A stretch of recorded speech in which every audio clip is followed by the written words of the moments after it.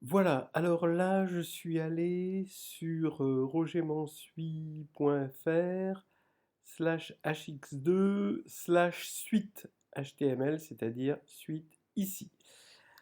Bon, c'est quand même des devoirs de vacances, hein, c'est pas des choses qui vont être trop prises de tête, mais ça vaut le coup de, bon, l'histoire de pas rouiller pendant les vacances, de faire ce genre de choses. Alors on y va.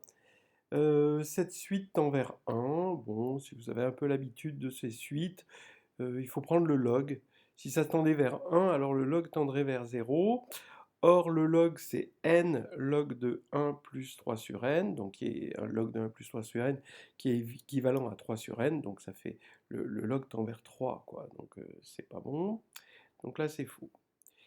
Là, ici, bah, ça tend vers 0, oui, parce que bah, on peut borner cette suite entre 1 demi, la suite qui est à l'intérieur, hein, entre 1 demi et 2 tiers, par exemple, et donc par les gendarmes, à la puissance n, ça tend vers 0, donc là c'est vrai. Cette exponentielle en n tend vers 0, ben, c'est absolument faux, parce que ici, l'exponentielle, elle est sur le cercle. Donc si on avait une suite sur le cercle unité, comme le cercle unité est fermé, si elle convergeait, elle ne convergerait pas vers 0, puisque 0 n'est pas sur le cercle unité, donc ça c'est archi faux. Racine énième de n tend vers plus l'infini. Pareil, hein, on fait le log, ça fait du 1 sur n log de n. Ça, on sait que ça tend vers 0, donc si ça tendait vers l'infini, ça tendrait vers l'infini. 1 sur n log de n tendrait vers l'infini. Donc c'est faux. Cette somme de k égale 1789 jusqu'à n de 1 sur k tend vers plus l'infini. Bon, on sait que la série harmonique, bon, on peut invoquer le critère de Riemann, mais on sait que la série harmonique, donc celle qui va de 1 à n, tend vers plus l'infini, et finalement, elle ne diffère de celle-ci que d'un nombre fini. Donc effectivement, ça va tendre vers l'infini, hein, par la convergence, ou disons la divergence, la convergence vers l'infini de la série harmonique. Donc c'est vrai.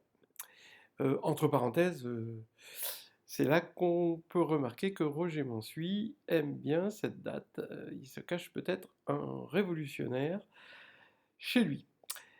Maintenant, cette somme de k égale 1 à n, de 1 sur racine de k, tend vers plus l'infini. Eh bien, bon, bah oui, oui, oui, c'est encore le critère de Riemann, pour 1,5. S'il y avait eu un exposant ici au dénominateur qui soit strictement plus grand que 1, ce serait faux, mais là c'est vrai. Cette suite tend vers 1. Alors bon, c'est toujours le même genre de technique. À l'intérieur du logarithme, on met n2 en facteur, et puis on joue sur le côté logarithmique du logarithme. C'est-à-dire qu'on va avoir log de n2 plus quelque chose, donc log de 1 plus 1 sur n, donc finalement un truc qui va tendre vers 0, voilà. Et puis log de n2 c'est 2 log de n, donc ça va se simplifier, va rester 1, donc là c'est vrai. Là ici, bah, sinus, ça tend vers 0, donc sinus 1 sur n plus 2 c'est équivalent à 1 sur n plus 2, et on multiplie par n, ça va tendre vers 1, donc ça c'est vrai. Et pour la même raison, ici c'est équivalent à 1 sur n, et donc ça va être vrai, ça va tendre vers 1. Là ici, ben, le cosinus, ça va tendre vers cosinus 0, donc 1 fois l'infini, donc non, là c'est faux. Alors lui, ben, on va multiplier par 1 sur factoriel n, donc le dernier terme, bon, on pourrait renverser un peu cette suite, et dans ce cas-là, on va la prendre à l'envers, cette suite, hein. Donc le premier terme, c'est le dernier, hein. Donc le premier terme, ce serait 1. Et puis ensuite, bah, tous les termes tendent vers 0. Mais, attention, il y a une infinité de termes, donc il faut faire attention. On va avoir 1 plus 1 sur n, plus 1 sur nn-1, plus 1 sur nn-1, n-2. Donc à partir du quatrième terme, finalement, on peut mettre 1 sur n en facteur, et par le critère de Riemann, c'est facteur d'une série qui converge. Donc 1 sur n fois quelque chose de convergent, ça va tendre vers 0, et donc ça va bien tendre vers 1, il va rester plus que 1, donc ça c'est vrai. Il existe θ tel que la suite sinus nθ converge. Bon, bah pour θ égale 0, évidemment, oui. La suite cosinus est bornée. Bon, déjà, elle est bien définie, parce que cosinus 1 sur n ne peut jamais s'annuler. Et puis elle est bornée, oui, parce que bon, quand n tend vers l'infini, ça fait cosinus 0, donc 1 sur 1, oui, bon, donc vrai. Si la suite cosinus un converge, alors la suite sinus un converge. Bah non, parce que cosinus un pourrait converger sans que un converge déjà. Imaginons que un ait 2 points d'accumulation pi sur 2 et moins pi sur 2. Ça ferait que cosinus un converge quand même vers 0, alors que la suite sinus un aurait 2 points d'accumulation et ce serait 1 et moins 1. Ok. Valeur d'adhérence, quand je dis point d'accumulation, oui, c'est valeur d'adhérence qu'il faudrait dire. Si la suite réelle un cube converge, alors la suite un carré converge, ben oui, parce que comme c'est une suite réelle, il y a une racine cubique dans R. Donc voilà quoi, le cube est bijectif. Donc un converge, bijectif et continu. Donc un converge et un carré du coup converge parce que x carré est continu. Si la suite un cube converge, alors la suite un carré converge, mais c'est une suite complexe cette fois-ci. Donc non, parce qu'on peut parfaitement imaginer que un a pour point d'accumulation 1, j et j2, par exemple, comme valeur d'adhérence, pardon. Et donc, bah, voilà, quoi, quand c'est au carré, on va avoir des points d'accumulation 1, j et j2 comme point d'accumulation de celle-ci. Et ça ne marcherait pas. Si, donc, ah oui, il faudrait quand même que je mette, là c'est vrai, et là c'est faux. Et là, oh, bah, ça fait un moment que j'ai oublié, là c'est faux. Si la suite un carré converge, alors la suite, alors complexe, un carré converge, alors un cube converge, ben non, pareil, on peut imaginer que un a 2 valeurs d'adhérence, c'est 1 et moins 1, et du coup 1 et moins 1 serait valeur d'adhérence de un cube, donc là c'est faux. Alors si la suite partie entière de un converge, alors la suite un converge, ben non, absolument pas. On peut imaginer, je ne sais pas, un égale 0 si n est pair, et un égale 1 demi si n est impair. Donc ça, c'est absolument faux. La suite cosinus pi racine de n2 plus 3n diverge. Bon, alors faut faire quand même attention. On a envie de dire que oui, ça diverge. Si on regarde... faut faire quand même attention. Alors ici, on va avoir cosinus, donc on met n2 en facteur, ça fait pi n, facteur de quelque chose qui va être équivalent à 1 plus 3 demi, à cause du racine carrée. Oui, 3 demi avec 1 sur 3 fois 2n. Et on va maintenant développer pi n facteur de 1 plus 3 sur 2n. Ça va faire pi n plus 3 pi sur 2. Mais pi n sur plus 3 pi sur 2, ben, ça va tendre vers 0.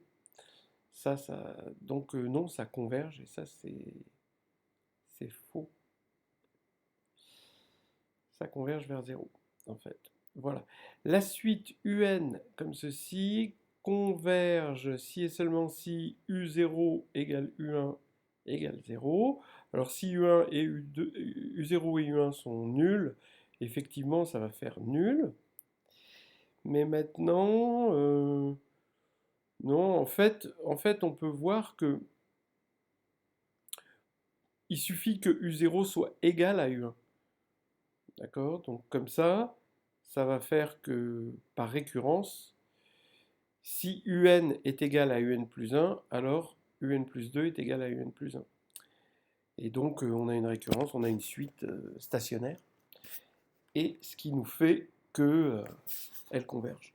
Donc c'est pas que 0 qui nous donne cette chose, c'est tout simplement U0 égale U1. Alors maintenant, je pense qu'elles convergent si et seulement si U0 égale U1.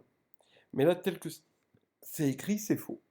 Euh, oui, alors si on doit regarder, cette suite-là, elle est de la forme comme, bon, son équation caractéristique, c'est x2 moins 2x plus 1, c'est-à-dire x moins 1 au carré. Ça veut dire que UN est forcément de la forme AN plus B. Voilà. Si vous ne savez pas ça, alors revoyez les suites récurrentes linéaires, hein. Maintenant, UN égale AN plus B, bah oui, ça converge si et seulement si A égale 0, donc ça converge si et seulement si c'est une suite constante. Donc c'est bien ça, hein. C'est si et seulement si U0 égale U1. Alors la suite UN, une suite UN telle que ceci, voilà, encore une suite récurrente linéaire, converge toujours vers 0. Ben, on, alors donc ça se fait, on a un espace vectoriel des suites comme ça, il est de dimension 2, des suites qui vérifient ça, hein. C'est normal qu'il soit, c'est un espace vectoriel parce que c'est une relation linéaire, et c'est de dimension 2 parce que bah, ça dépend de U0 et de U1, hein. Voilà, en gros il y a deux paramètres, et donc on a une base canonique en quelque sorte, hein, selon si U0 U1 est égal à 1, 0 ou 0, 1. Alors maintenant, on peut dire que maintenant, on a deux suites géométriques qui forment une base, puisque l'équation caractéristique a un discriminant strictement positif, hein, voilà. Alors, regardons ce qui se passe, hein. Cette équation, c'est 5x2 moins 5x plus 1. Ok. Alors, en moins 1, ça va faire euh, 11. Et en 0, ça va faire 1. Et on va regarder cette équation caractéristique en 1 demi. Alors 1 demi, c'est parce que c'est moins b sur 2a, hein, dans le trinôme ax2 plus bx plus c. Et on va voir, on va avoir donc en 1 demi 5 quarts moins 5 demi, donc ça va faire moins 5 quarts, et moins 5 quarts plus 1, ça fait moins 1 quart, donc c'est négatif. Donc on est sûr, vous voyez, que les deux racines sont comprises entre moins 1 et 1. Strictement comprises entre moins 1 et 1. Et donc, les deux suites géométriques qui vérifient cette équation-là, bien, elles convergent les deux vers 0. Voilà. Et donc toute suite, qui est combinaison linéaire de ces deux suites géométriques, puisque c'est un espace vectoriel, va converger vers 0. Donc là, c'est vrai. Une suite UN telle que UN plus 1 égale AUN plus B. Alors attention, ça c'est plus une suite linéaire, hein. Il y a un B ici, c'est affine, hein, mais c'est pas linéaire. Converge si et seulement si valeur absolue de A ou module de A, je sais pas, est strictement inférieur à 1 ou A égale 1 et B égale 0. Alors, effectivement, on essaye d'éviter d'avoir une suite géométrique. D'accord? Parce que ça, c'est une suite arithmético-géométrique. Par un changement de variable, on va tomber soit sur une suite arithmétique, si A égale 1, soit sur une suite géométrique, si A est différent de 1. Bon, si A égale 1, c'est une suite arithmétique. Alors maintenant, si par un changement de variable, alors le changement de variable, il faut enlever le point fixe. On a un point fixe. Si a est différent de 1, on va avoir un point fixe et c'est celui-ci qu'on va retirer.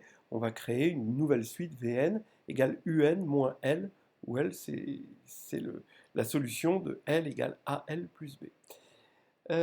Alors, oui, mais en fait, ce qui se passe, c'est que cet énoncé imagine qu'une suite géométrique de raisons supérieure à 1, on va prendre strictement supérieure à 1, est divergente.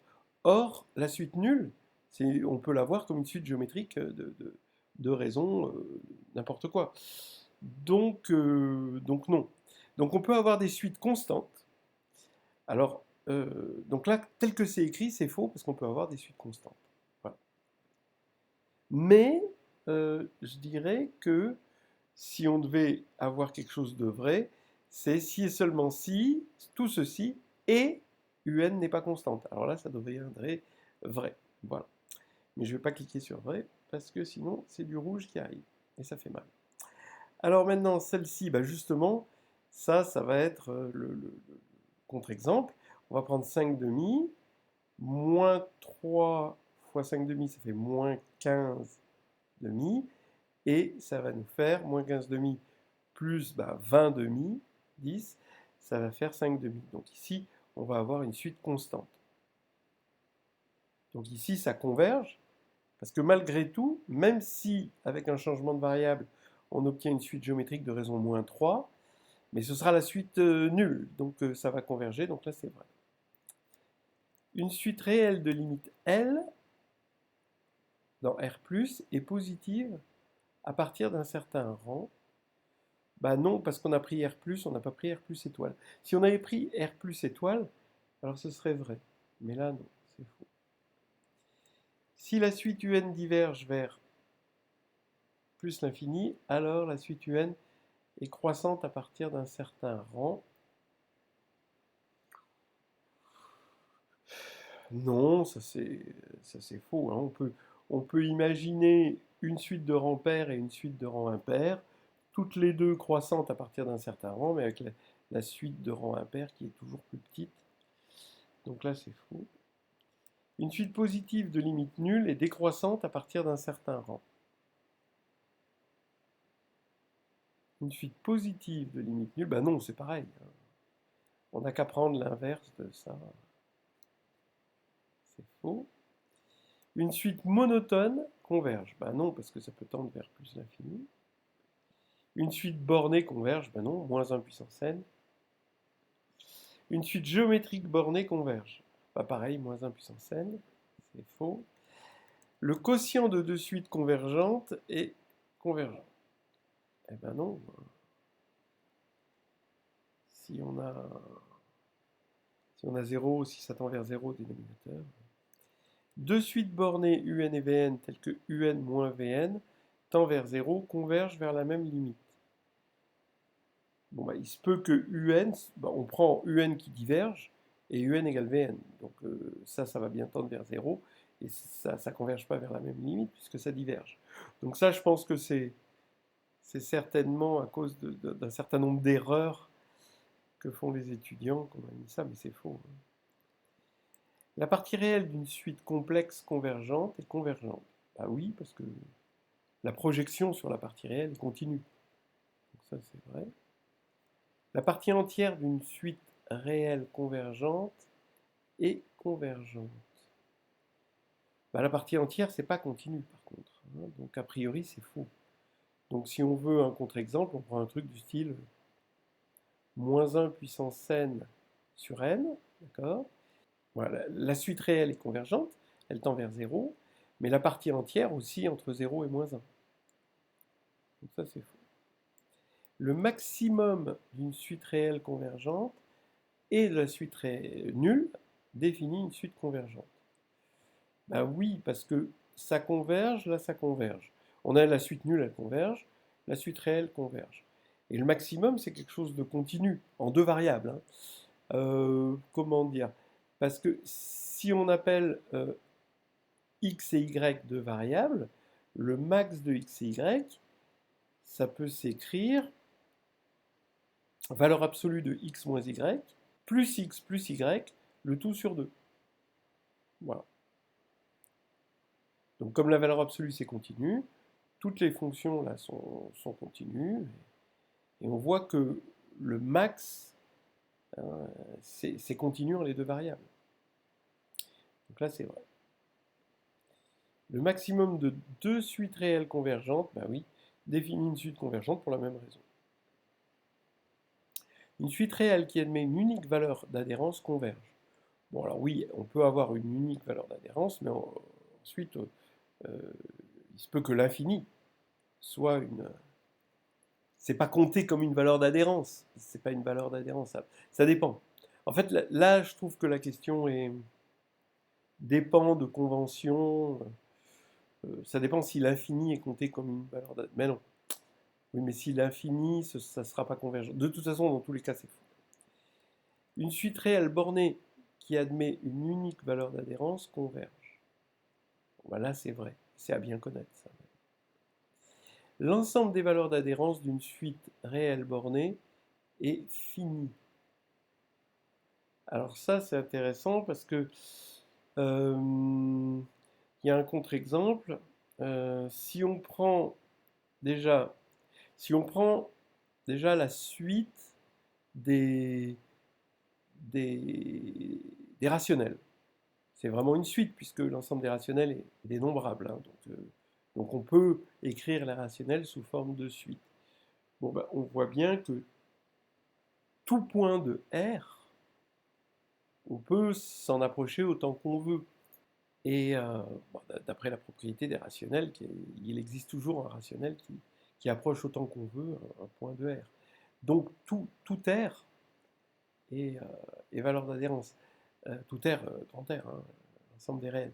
Sauf que ce n'est pas une suite bornée. Donc il faut remplacer la suite des rationnels par la suite des rationnels compris, par exemple, entre 0 et 1. Et là, cette suite de rationnels est évidemment une suite dénombrable, donc c'est bien une dénombrable, hein, donc on peut bien l'écrire sous forme de suite, et les valeurs d'adhérence, bah, c'est tout 0, 1, donc c'est pas fini. Donc ici c'est faux. La suite admet deux valeurs d'adhérence distinctes. Alors, bah, ça c'est la suite nulle, hein, c'est faux. La suite UN croissante telle que U 2n est convergente est convergente. Alors, si U2n converge, donc on écrit U2n converge avec les epsilon et converge vers L, et maintenant il faut encore montrer que UN plus 1, 2n plus 1, donc la suite des rangs impairs, converge aussi et vers le même L. Voilà, comme ça on aura toutes les sous-suites qui vont converger et ce sera bon. Et là c'est vrai, hein, parce que la suite est croissante, et donc on peut toujours encadrer un U2n plus 1 entre U2n et U2n plus 2. Donc ça va tendre aussi vers L. Donc ça c'est vrai. Si U2n et U2n plus 1 convergent vers la même limite, alors UN converge, oui, parce on a deux sous-suites complémentaires. Donc là c'est vrai. Le quotient de deux suites qui admettent la même limite converge vers 1, voilà, non, parce qu'on va prendre n, n sur n2, parce qu'on s'est autorisé de prendre l'infini. Mais même si on ne s'était pas autorisé de prendre l'infini avec 0, hein, avec, je sais pas moi, 1 sur n et 1 sur n2, on s'en serait sorti pour dire que c'est faux. On a cette égalité. Alors, donc c'est un échange de passage à la limite. Alors là, on va prendre K. Alors, K. Alors, on fixe n. Ici, je vais diviser par n puissance k, je vais le mettre au dénominateur, et ça fait 1 plus 1 sur n puissance k. Comme 1 plus 1 sur n est strictement plus grand que 1, pardon, à la puissance k, ça va tendre vers l'infini, et la limite, ça va être infini. Et à droite, On fixe k, bah ça, quand n tend vers l'infini, ça tend vers 1, ici on a 1. Donc on voit bien qu'on a 1 là et l'infini là, donc c'est faux. Et c'est terminé, sans faute.